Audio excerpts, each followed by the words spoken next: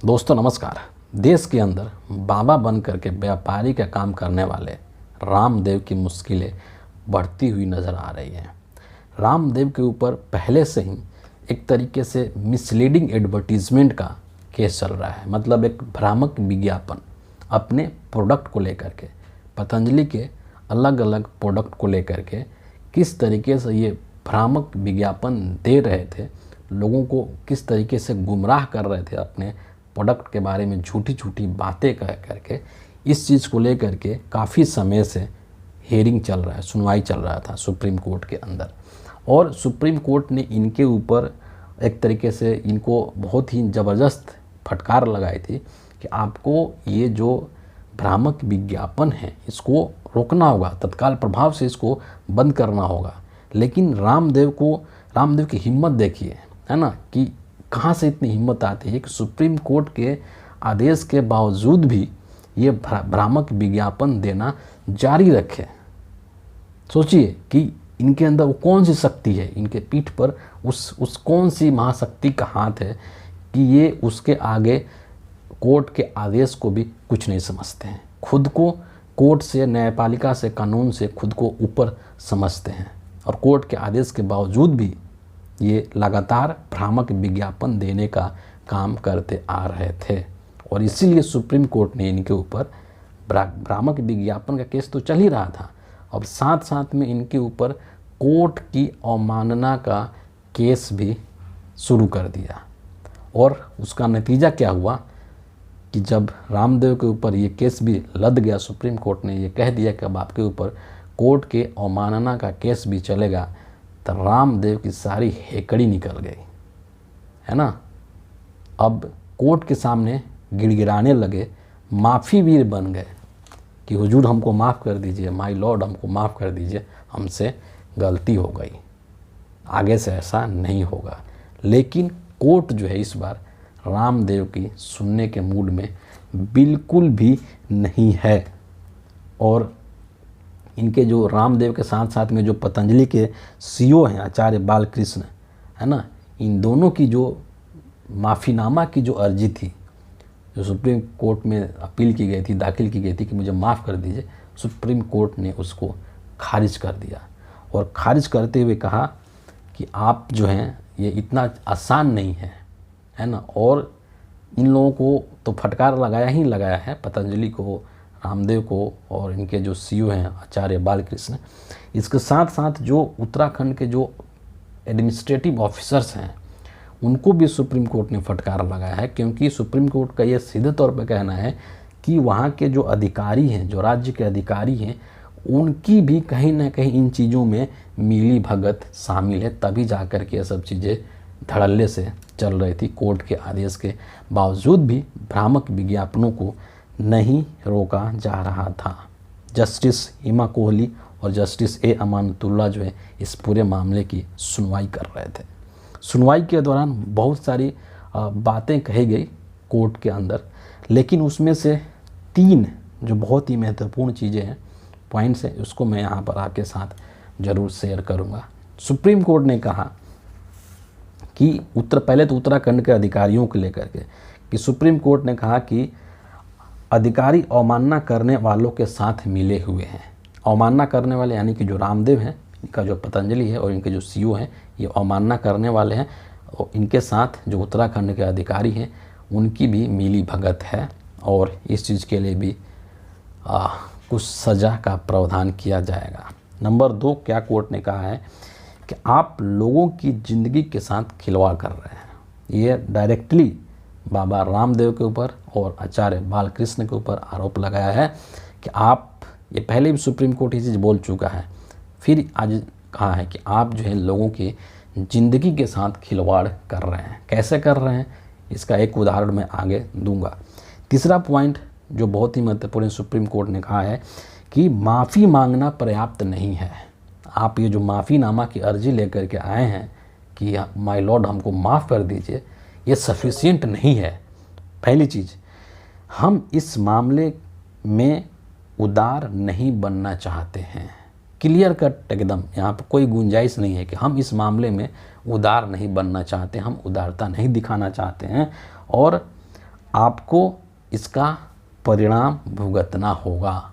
आपने जिस तरीके से भ्रामक विज्ञापन दिए हैं, कोर्ट के मना करने के बावजूद भी विज्ञापन आपने देना जारी रखा है भ्रामक, वो कोर्ट का जिस तरीके से अवमानना किया है, इस देश के लाखों लोगों के ज़िंदगी के साथ जिस तरह से रामदेव ने खिलवाड़ किया है, उसका परिणाम भुगतने के लिए आपको तैयार रहना होगा, है ना। साइकिल पर चलने वाले बाबा रामदेव आज के डेट में अरबों खरबों रुपया के मालिक स्वामी बन चुके हैं। और एक एग्जाम्पल दूंगा मैं यहाँ पर, सिर्फ एक एग्जाम्पल। कोविड के दौर में, है ना, जब पूरी दुनिया इस महामारी से ग्रसित थी, लोग अपने अपने प्रियजनों को खो रहे थे, दवाइयों का अभाव था, तमाम तरह की परेशानियाँ थी, और उस वक्त में कोरोनिल, है ना, कोरोनिल का एक दवा बनाया पतंजलि ने, और रामदेव ने उसका खूब प्रचार किया। और रामदेव के इस प्रचार कार्य में अकेले रामदेव नहीं थे, बल्कि बीजेपी के नेता थे। उस टाइम के जो स्वास्थ्य मंत्री थे, हेल्थ मिनिस्टर डॉक्टर हर्षवर्धन, वो खुद इस चीज़ का प्रमोशन कर रहे थे।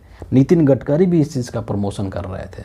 मतलब भारत सरकार का एक तरीके से पूरा सपोर्ट था कोरोनिल को प्रमोट करने में। रामदेव ने यहाँ तक झूठ बोला कि इस कोरोनिल को WHO से अनुमति प्राप्त हो चुका है, यानी कि WHO से ये सर्टिफाइड हो चुका है, जो कि पूरी तरीके से झूठ था। WHO ने बाद में उस चीज़ से नकार दिया था कि नहीं, हमने कोई सर्टिफिकेशन नहीं दिया है इसके कोरोनिल को।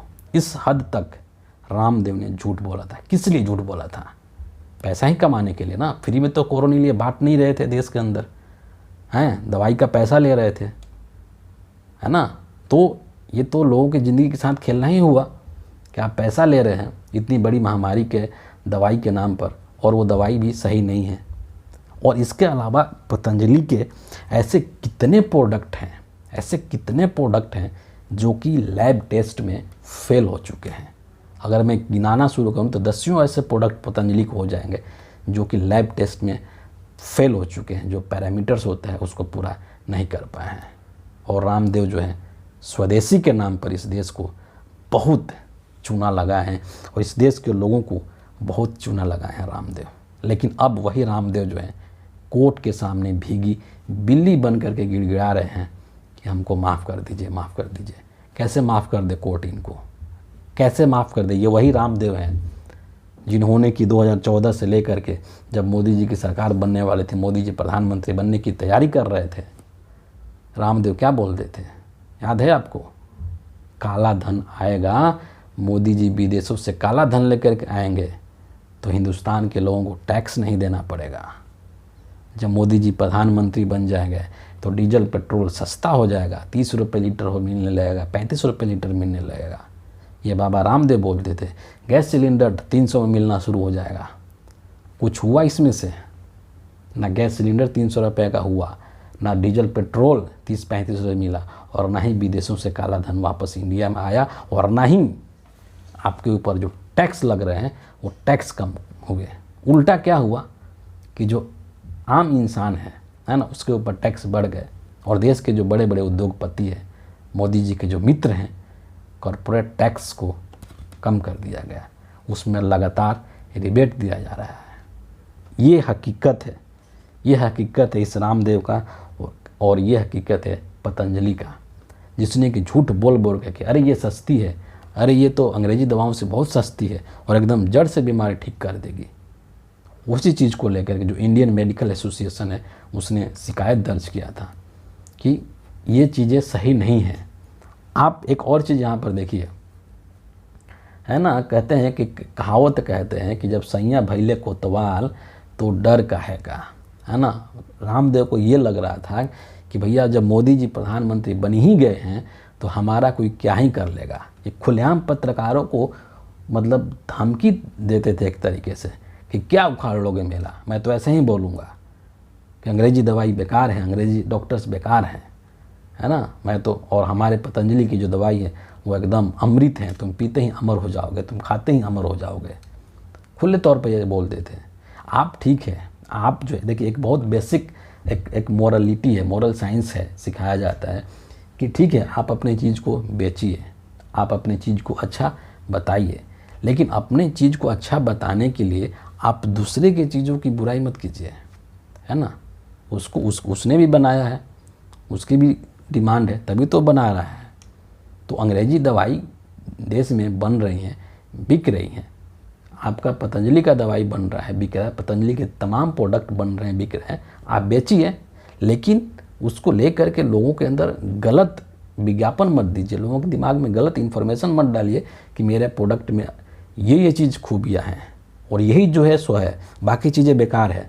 मतलब मैं एकदम 16 आना सही हूँ, बाकी सब जो चीज़ें वो कचरा है, उसको तुम लोग मत करो। इसी चीज़ से आपत्ति थी इंडियन मेडिकल एसोसिएशन को, और इसलिए इंडियन मेडिकल एसोसिएशन ने सुप्रीम कोर्ट में रामदेव के खिलाफ अपील किया था, केस किया था।